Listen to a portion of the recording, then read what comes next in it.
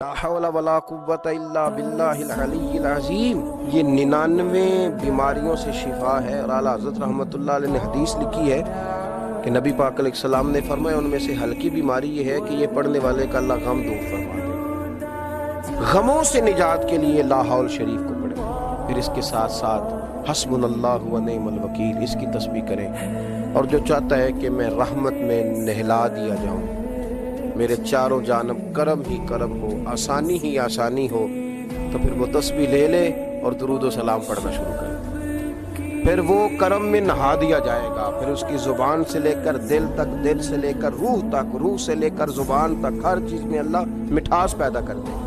اور آپ ذرا سمجھیے، ایک قطرہ اللہ کی رحمت کا کسی کو ملے تو دنیا اور آخرت اس کی بن جاتی ہے۔ تو حضور نے فرمایا جو مجھ پر ایک بار درود شریف پڑھے، اللہ 10 رحمت نازل کرے گا، 10 گناہ معاف کرے گا، اور 10 درجے اللہ اپنے قرب کی طرف اس کے بلند کرے گا۔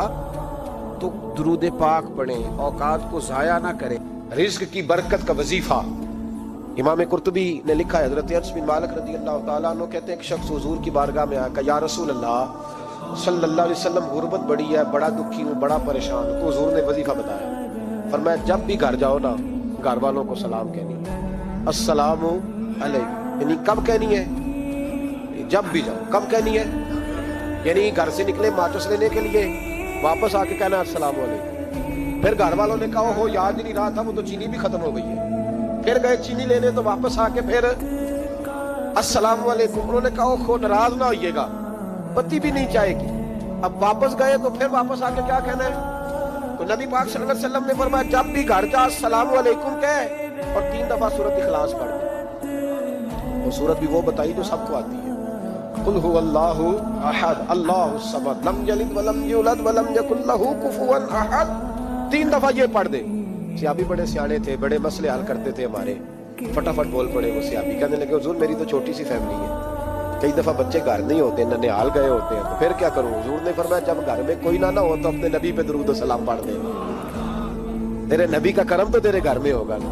حضرت انس بن مالک رضی اللہ تعالیٰ عنہ فرماتے ہیں کہ ہم انتظار میں تھے کہ بندہ واپس آئے اور رزلٹ بتائے۔